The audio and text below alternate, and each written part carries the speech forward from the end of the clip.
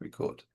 Hello, and welcome to another Overpaid Over the Bar video. Apologies from me, Anthony, on two fronts. First of all, I meant to get videos out during this 3 week period, and just didn't really get around to it. I just didn't think there was anything to say until we had the information of what teams were doubling and blanking in game weeks 33 and 34. And I went on holiday, and I'm still on holiday in Brazil. So I should be in the sea right now, which is outside my window. But I was trying to get a video set up so you could see the view, but everything, the light and everything was so bad that it wasn't possible. So you just have to take my word for it that I'm in sunny Brazil, having an amazing time before I go back to Portugal on Monday. The second apology is I thought I brought my mic, but I didn't bring the connection for my mic, and I'm too far away from any shops to work that out. So the mic quality is going to be pretty bad on this video. Um, and the third apology is it's just going to be as completely disorganized and rambly as ever. So if you're competing in the Overpaid Over the Bar mini league, you will get a good idea of what I'm going to do, and hopefully I can give you a bit of an idea if you haven't paid attention to what you could do regarding what chips you have left and what transfers to make in each case. But I really don't have the time or the inclination right now to do all the possibilities because they just go on forever. But I can give you an overall idea what to do. So, first of all, let's see, how did my team do in game week 31? Not that great. Let's have a look at that. So 30, no, 38 points. 58 points. Um, I've made some pretty bad transfers in recent weeks, and I was trying to be clever, bringing in Ekatike and Salah for the last 2 weeks, and it's been an absolute disaster. That was the downside. The upside was that my overall rank didn't suffer that much. I went down to 11K, so I'm sure you're not getting the violins out for me yet. Um, Very lucky that Darlow kept a clean sheet for Leeds. They nearly conceded. Truth fair, was the only Bournemouth defender worth having. I had him. Obviously, captain Bruno Fernandes like everyone else, and I brought in Harry Wilson, um, who got me 9 points. Didn't bring in Gordon, who was my other tip for this last game week, but he also did well. Up front, Thiago got DEFCONs. He's an absolute legend. Which very much stopped me from getting overall. I mean, him and True Fair, these little 4 points you get from DEFCONs very much stop you from kind of, your game week being worse than it could be. So I'm still a DEFCON fan, whatever everyone else says. So they overpaid over the bar table, as we always do. Look at this in order. We go first my team, then the overpaid table, then we look at the fixtures, and then anything else. So who did well in this week? I need my glasses on here. Who did well this week? Well, who got more than 60? Anybody get more than 70?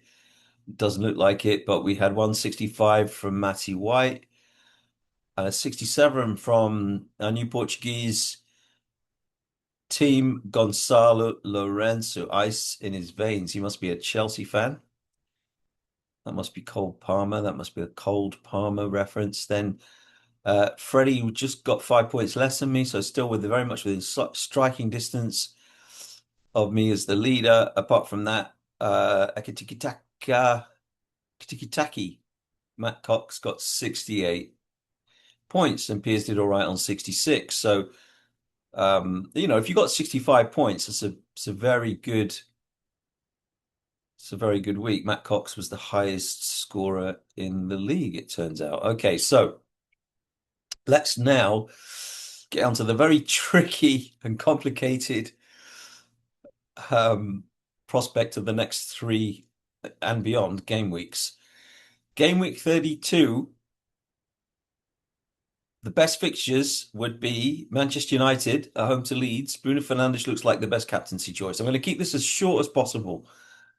Chelsea are playing Man City, which makes either team awkward, although you'd fancy Man City to really, in current form, to destroy Chelsea, but you never know. At Stamford Bridge, you never know. Chelsea are unpredictable. Newcastle at Crystal Palace is a pretty good bet. Palace are playing in the Europa League Conference League tonight, so that will be hard for them to come back at. It says 10 o'clock in the morning here. That proves I'm in Brazil, which must be 2 p.m. GMT. Liverpool, Fulham would be a great fixture, and their game week and their fixture in game week 34 is also a good fixture, but nobody's talking about Liverpool, which shows you just what has happened there. I'm going to talk about Liverpool in a minute because I have Ekitike and Salah, so I'm going to talk about them in a minute. Brighton have also a great fixture. So now the thing about Brighton is that they have Burnley away this week in 32, and then they have a double game week in 33. Away at Spurs and home to Chelsea. Now, they're not amazing fixtures, although away at Spurs at the minute is obviously a bit tasty.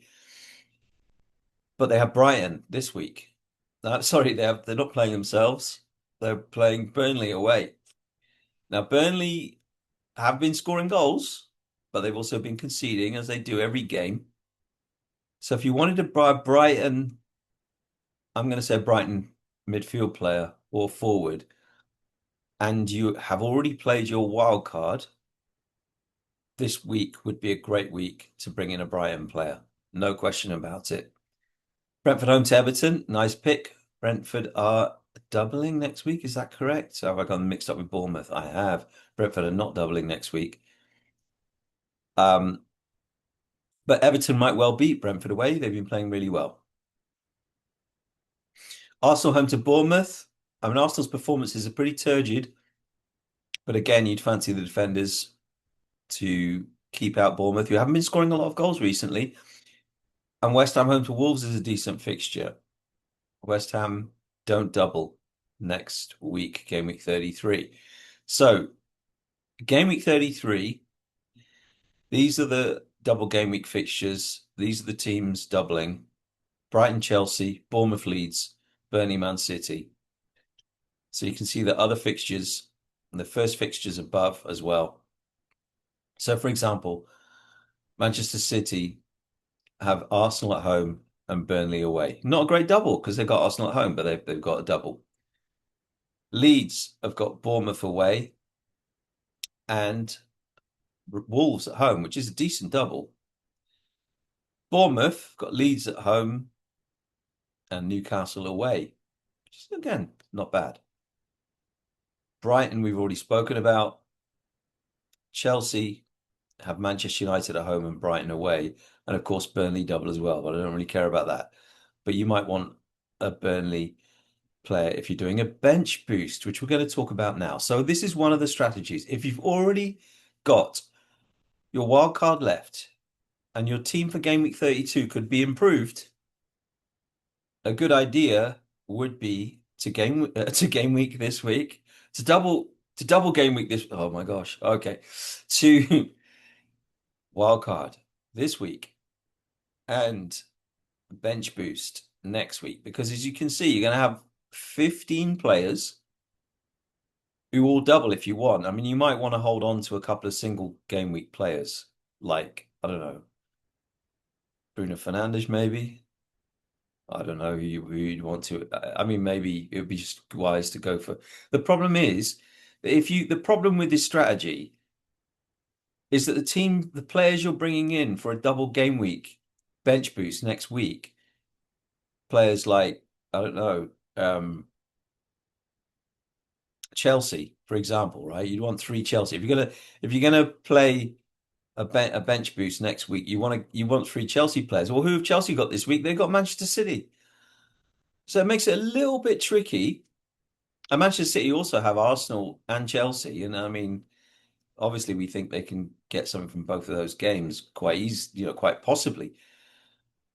But it's a little bit, for me, it's a little bit tricky, not just in terms of maximizing this double game week in 33, but also, are you really going to bring in three Brighton players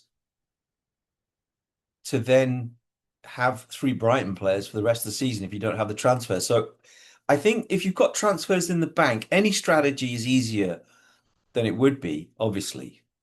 But if you've got transfers in the bank, oh my goodness me, wildcarding this week would be a good idea because you can get rid of the stuff you don't want after game week 33 that you've got in for that. And obviously Brighton plays against Burnley, very nice, and then they go on to have a double in the following week. Right. So that's one strategy. If you also already have you still have your free hit, you can then free hit in the blank week 34 because you obviously having wildcarded all those players in that are doubling, they don't play in game week 34. So you'd need a free hit to cover yourself in that instance for game week 34. That's one strategy. Another strategy is to not wildcard this week. Say you have quite enough players ready for this game week 32 and then go into game week 33 and free hit this. So again, you'd go for all the teams I've just mentioned, the doubling teams I've just mentioned. But then you wouldn't be stuck with them. And you can wait until the very last minute to decide who that's going to be, because sometimes we know that players get injured. So if you bring in one on a wild card this week, they might get injured before this double game week, the following week, or suspended or whatever it might be. So for me, as someone holding all the chips except the triple captain, I am very attracted to not wildcarding in game week 32, free hitting in game week 33, and setting up my team for game week 32 so it is covered for game week 34. So the transfers I make this week, I'm looking to build a team that will survive without too much damage game week 32 and game week 34. Now, in my particular case, the damage is quite real. The possibility for damage is quite real because I've gone and bought Mo Salah, which really, excuse me,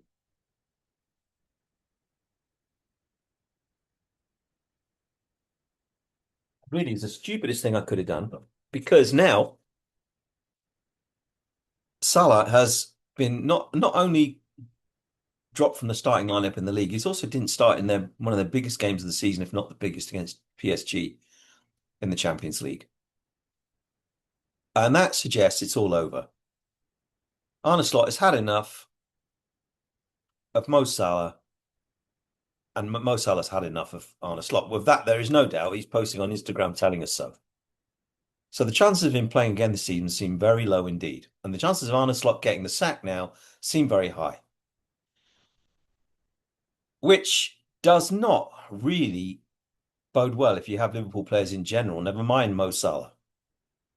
But after selling, I've already made a transfer. I brought in Mbermo for Enzo Fernandez, who's not playing this week because he's been dropped by Chelsea because of talking about wanting to play for Real Madrid.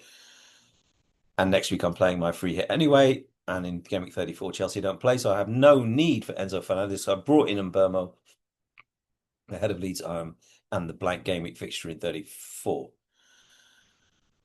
But I'm also going to have to get rid of Mo Salah. I'm also going to have to take a hit now. Thank you, Arne and Mo, for doing that. I'm not just blaming Arne Slot here. I think Salah has some responsibility too. So, excuse me, this is a mess. I know. You can turn it off if you haven't already. So, I don't know who to bring in. I'll probably bring in another Man United. I might even bring in Cunha and have three Man United players because I don't have to have them after game week 34 because I'll play my wild card in 35. So two decent home fixtures for Manchester United now and in the blank. There's other players I could bring in that play in 34 and 32. I'll have to think about that. It's not your team. You don't have to worry. So, depending on whether you are looking to free hit in the blank, the transfers you make this week depend on whether you need them for next week in the double game week or in the blank if you're free hitting next week. So basically, you look at your transfers today I know this is late. The deadline is in what, 6 hours or something. Um, so you have to look at your team and work out a strategy, at least for the next 3 weeks and possibly beyond. I mean, in my case, I'm thinking if I wildcard in 35 instead of 32, I can then set up for the final 4 weeks of the season and maximize there because I won't get much benefit from the next three game weeks. I mean, if I'm lucky, I'll stay in the top 20K. That's the way I'm looking at it. But I'm looking at it from the point of view that from 35 onwards, I can then make advances, further advances up the rankings. I mean, hopefully I'll stay in the top 100K over the next 3 weeks, but absolutely anything can happen right now. We have no idea. I've also got Timber, who wasn't in the Arsenal squad, the Champions League. Dallo will probably come in for him if he doesn't start. Ekatike, I have no idea if he's going to start. Joao Pedro's got a difficult fixture. Thiago has got a good one. But as I always say, let's see. And I can't do any more of this video. It's just been absolute rubbish. Thank you for watching this absolute rubbish. And see you with a bit, hopefully a bit better video next week on Overpaid Over the Bar with me, Anthony. And that will be it. Bye bye. Thank you.